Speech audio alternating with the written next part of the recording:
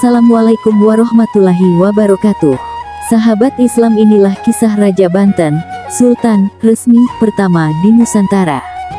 Nama aslinya adalah Pangeran Ratu. Namun, setelah memperoleh gelar Sultan dari Syarif, semacam gubernur Mekah atas otorisasi Kekhalifahan Utsmaniyah yang berpusat di Turki pada tanggal 23 Juni tahun 1636, ia mendapat nama baru dengan nuansa Arab, Abdul Mafahir Mahmud Abdul Qadir. Abdul Mafahir adalah penguasa Kesultanan Banten keempat, Raja Nusantara pertama yang resmi menyandang gelar Sultan. Sebelum Abdul Mafahir, embel-embel Sultan sejatinya telah banyak digunakan oleh para pemimpin kerajaan Islam atau kesultanan yang ada di Indonesia. Namun, Abdul Mafahir adalah Raja Nusantara pertama yang menerima gelar Sultan secara resmi dari dinasti Utsmaniyah sebagai kekhalifahan Islam terbesar yang pernah meruntuhkan kejayaan Imperium Romawi Timur itu. Tentang gelar resmi Sultan, pemberian gelar Sultan dari otoritas kekhalifahan Islam untuk raja-raja di Indonesia sebenarnya cukup sulit ditelusuri. Namun, jikapun ia bukan Sultan resmi pertama di Nusantara, setidaknya Abdul Mafahir adalah raja pertama di Pulau Jawa yang menyandang gelar untuk pemimpin kerajaan Islam tersebut.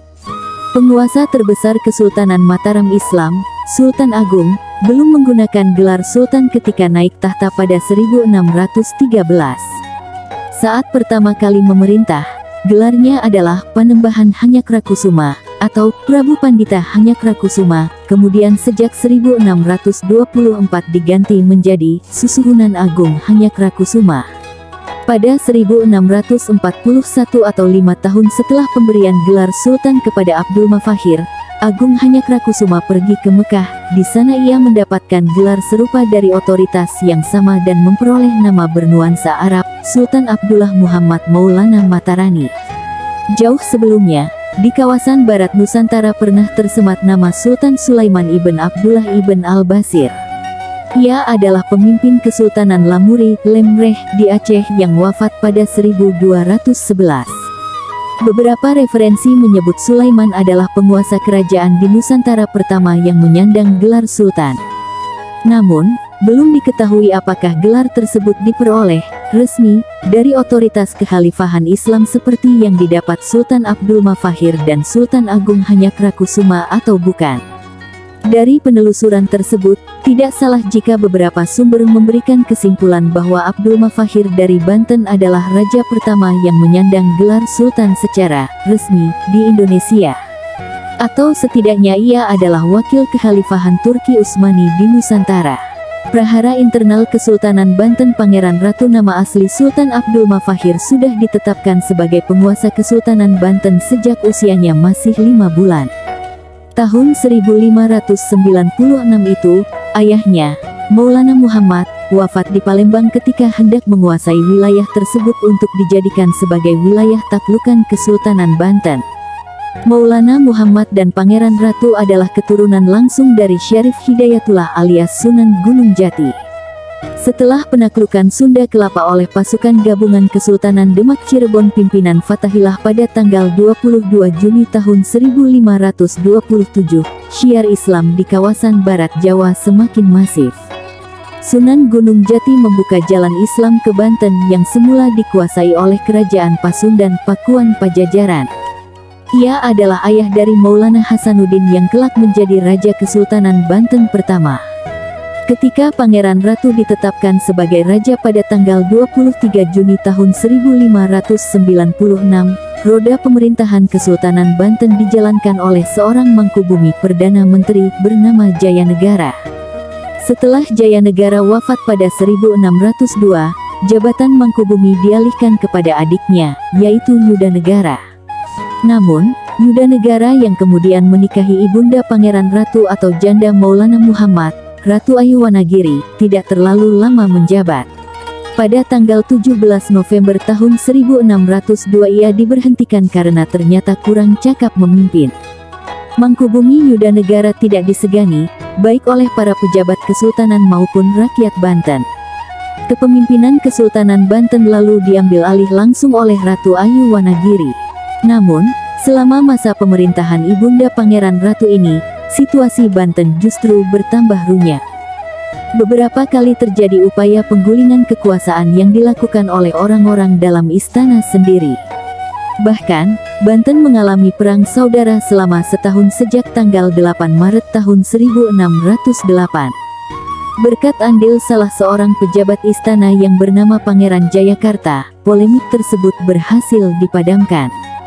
Kemudian, diangkatlah Pangeran Arya Rana Manggala putra Maulana Yusuf, Raja Banten era tahun 1570 sampai tahun 1585 sebagai Perdana Menteri atau Wali Sultan. Kakek Sultan Ageng Tirtayasa kepemimpinan Pangeran Arya Rana Manggala sangat baik, termasuk dalam menghadapi VOC Belanda yang sudah mulai masuk ke wilayah Banten. Pemerintahannya teguh, politiknya tegas, menghormati orang-orang Eropa dan diberikannya hak yang sama. Namun, pada awal 1624, Pangeran Arya Rana Manggala mengundurkan diri dari jabatannya karena sakit dan wafat 2 tahun kemudian.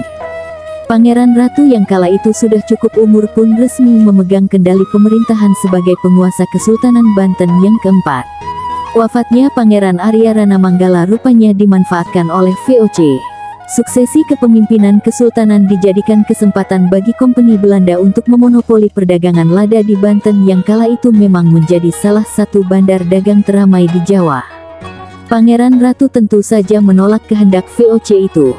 Akibatnya, VOC melakukan blokade dengan menghalangi kapal-kapal dagang dari Cina dan Maluku yang ingin berdagang di pelabuhan Banten. Ini tentu saja merugikan Banten, dan pecahlah perang pada November tahun 1633. Peperangan itu berlangsung selama 6 tahun hingga akhirnya kedua belah pihak sepakat berdamai untuk menghindari kerugian yang lebih besar. Hingga tahun-tahun berikutnya, situasi Banten di bawah kepemimpinan Pangeran Ratu atau Sultan Abdul Mafahir relatif aman meskipun hubungan panas dingin dengan VOC masih dirasakan. Selain pernah mengawali perlawanan terhadap VOC, Sultan Abdul Mafahir juga merintis jalinan diplomatik antara Banten dengan bangsa-bangsa lain di mancanegara, terutama dengan kerajaan Inggris dan beberapa kerajaan Islam di Timur Tengah. Relasi ini kelak dilanjutkan oleh Sultan Banten penerusnya. Sultan Abdul Mafahir memutuskan turun tahta pada 1647 dan digantikan oleh putranya, Abu al-Ma'ali Ahmad. Namun, era pemerintahan Sultan Banten kelima hanya berlangsung selama 3 tahun. Sultan Abu al-Ma'ali Ahmad mangkat pada 1650, mendahului ayahnya yang meninggal dunia setahun berikutnya. Sepeninggal Sultan Abdul Mafahir yang wafat tanggal 10 Maret tahun 1651, tahta Banten diserahkan kepada cucunya, Sultan Ageng Tirtayasa. Inilah Sultan yang bertekad menjadikan Banten sebagai kerajaan Islam terbesar di Nusantara. Ia pun melanjutkan perjuangan kakek dan ayahnya dalam upaya mengusir VOC dari Banten meskipun gagal lantaran siasat adu domba yang diterapkan kaum penjajah.